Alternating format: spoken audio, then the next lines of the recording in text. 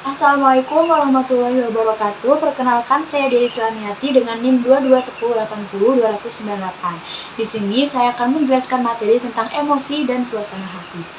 Afeksi adalah istilah umum yang mencakup kisaran yang luas dari perasaan yang didalami orang. Afek adalah sebuah konsep yang meliputi baik emosi maupun suasana hati. Emosi sendiri adalah perasaan-perasaan intens yang ditunjukkan kepada seseorang atau sesuatu, yang mana dalam emosi itu disebabkan oleh peristiwa yang spesifik, durasinya singkat, spesifik, dan banyak. Terkadang diikuti dengan ekspresi wajah yang jelas dan berorientasi tindakan.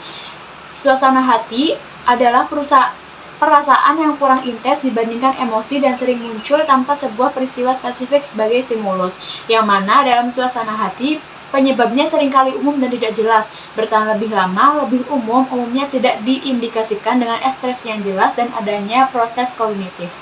Oke, selanjutnya sumber emosi dan suasana hati. Sumber emosi dan suasana hati itu ada 9. Yang pertama, kepribadian. Kepribadian memberi kecenderungan kepada orang untuk mengalami suasana hati dan emosi tertentu. Sebagai contoh, beberapa orang merasa bersalah dan merasakan kemarahan dengan lebih mudah dibandingkan orang lain. Yang kedua, hari dalam seminggu dan waktu dalam sehari. Sebagian besar orang berada di tempat kerja atau sekolah pada hari Senin hingga Jumat. Dengan demikian, sebagian besar orang akan memanfaatkan akhir minggu untuk bersantai dan bersenang-senang. Orang-orang cenderung berada di dalam suasana hati terburuk atau efek negatif tertinggi dan efek positif terendah di awal minggu, dan berada dalam suasana hati terbaik, efek positif tertinggi dan efek negatif terendah di akhir minggu. Orang-orang biasanya berada dalam semangat yang lebih rendah pada awal pagi. Seiring hari berlanjut, suasana hati cenderung meningkat dan kemudian menurun pada malam hari. Menariknya, tidak peduli jam berapa orang pergi tidur pada malam hari atau bangun di pagi hari, tingkat afek positif cenderung memuncak sekitar titik tengah antara bangun tidur dan pergi tidur, tetapi afek negatif memperlihatkan sedikit fluktuasi di sepanjang hari. Lalu yang ketiga ada faktor cuaca. Cuaca memiliki sedikit pengaruh terhadap suasana hati. Seorang ahli menyimpulkan, berlawanan dengan pandangan kultur yang ada, data ini menunjukkan bahwa orang-orang tidak melaporkan suasana hati yang lebih baik pada hari yang cerah, ataupun sebaliknya. Lalu yang keempat ada faktor stres. Di tempat kerja, kejadian sehari-hari yang menimbulkan stres. Tingkat stres dan ketegangan yang menumpuk di tempat kerja dapat memperburuk suasana hati karyawan sehingga menyebabkan mereka mengalami lebih banyak emosi negatif. Yang kelima, aktivitas sosial. Aktivitas sosial yang bersifat fisik, seperti berski atau berjalan-jalan kaki dengan teman, informal atau pergi ke sebuah pesta, atau epikuren, makan bersama orang lain, lebih diasosiasikan secara kuat dengan peningkatan suasana hati yang positif dibandingkan kejadian-kejadian formal seperti rapat atau yang bersifat duduk terus-menerus, seperti menonton TV dengan teman-teman. Lalu yang keenam ada tidur. Kualitas tidur mempengaruhi suasana hati. Para sarjana dan pekerja dewasa yang tidak memperoleh tidur yang cukup melaporkan adanya perasaan kelelahan yang lebih besar, kemarahan, dan ketidakramahan. Yang ketujuh ada olahraga. Olahraga berpengaruh secara konsisten terhadap suasana hati, tetapi tidak terlalu kuat. Jadi olahraga dapat membantu berada dalam suasana hati yang lebih baik. Yang kedelapan ada usia. Suatu penelitian atas orang-orang yang berusia 18 hingga 94 tahun mengungkapkan bahwa emosi negatif tampaknya semakin jarang terjadi seiring bertambahnya usia seseorang. Lalu yang terakhir ada gender. Pria dan wanita diasosiasikan dengan cara yang berbeda-beda. Pria diajarkan menjadi kuat dan berani, menunjukkan emosi tidak konsisten dengan citra ini. Sebaliknya, wanita diasosiasikan untuk mengasuh. Mungkin inilah penyebab adanya persepsi bahwa wanita biasanya lebih ramah dan hangat dibandingkan pria. Selanjutnya, kerja emosional. Kerja emosional adalah ekspresi seorang karyawan dari emosi-emosi yang diinginkan secara organisasional selama transaksi antarpersonal di tempat kerja, dan emosi yang dirasakan versus emosi yang ditampilkan. Poin terpenting di sini adalah bahwa emosi yang dirasakan dan yang ditampilkan seringkali berbeda ya teman-teman. Ingat.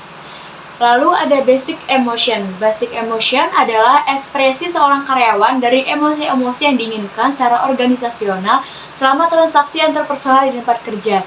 Emosi yang dirasakan versus emosi yang ditampilkan itu terbagi menjadi dua, yaitu basic emotions dan basic moods. Poin yang terpenting di sini adalah bahwa emosi yang dirasakan dan ditampilkan seringkali berbeda. Lalu, tenaga emosional merupakan ekspresi emosi karyawan yang diharapkan oleh organisasi selama karyawan menjadi aktivitas interpersonal di lokasi kerja. Affective Event Theory, model ini mencoba menggambarkan hubungan kejadian atau karakteristik di lingkungan kerja terhadap emosi karyawan yang kemudian mempengaruhi sikap dan perilaku kerja. Selanjutnya, aplikasi perilaku organisasi terhadap emosi dan suasana hati. Poin-poinnya itu ada 11 ya teman-teman. Yang pertama ada seleksi. Salah satu implikasi dari bukti uji kecerdasan emosional sampai saat ini adalah bahwa pemberi kerja seharusnya mempertimbangkan sebagai sebuah faktor dalam merekrut pekerja, khususnya untuk pekerjaan yang menuntut tingkat interaksi sosial yang tinggi. Lalu yang kedua ada pengambilan keputusan. Suasana hati dan emosi positif tampaknya membantu orang mengambil keputusan yang baik. Orang-orang yang dalam suasana hati yang baik atau mengalami emosi positif lebih mungkin dibandingkan orang lain untuk menggunakan pengalaman untuk mengambil keputusan yang cepat. Emosi positif juga meningkatkan keahlian memecahkan masalah sehingga orang-orang positif menemukan solusi-solusi masalah yang baik. Yang ketiga, kreativitas orang-orang dalam suasana hati baik cenderung lebih kreatif daripada orang dalam suasana hati buruk. Mereka menghasilkan banyak ide dan pilihan, dan yang lain berpikir ide mereka orisinal. Lalu yang keempat ada motivasi. Seorang penelitian telah menegaskan pentingnya suasana hati dan emosi pada motivasi.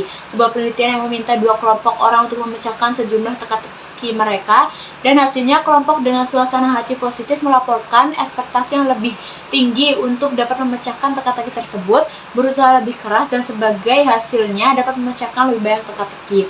Lalu selanjutnya yaitu kepemimpinan. Kemampuan untuk memimpin orang lain adalah sebuah kualitas fundamental yang dicari organisasi-organisasi dalam karyawan mereka. Para pemimpin yang efektif mengandalkan daya tarik emosional dapat membantu menyampaikan pesan-pesan mereka.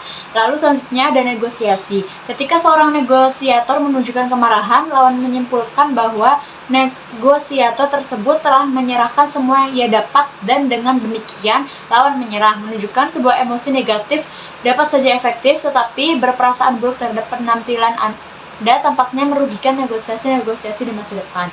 Lalu selanjutnya ada pelayanan pelanggan.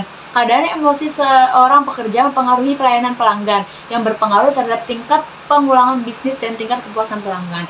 Lalu selanjutnya ada sikap kerja. Beberapa penelitian menunjukkan bahwa orang-orang mempunyai hari baik di tempat kerja cenderung berada dalam suasana hati lebih baik di rumah pada malamnya, begitupun sebaliknya. Lalu selanjutnya ada perilaku menyimpang di tempat kerja. Emosi-emosi negatif juga dapat membawa perilaku menyimpang di tempat kerja.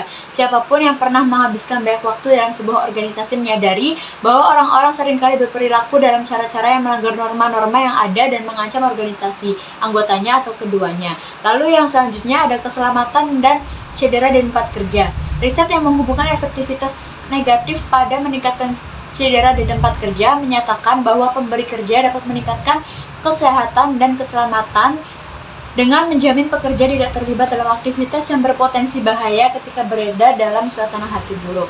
Lalu yang terakhir ada bagaimana manajer dapat mempengaruhi suasana hati.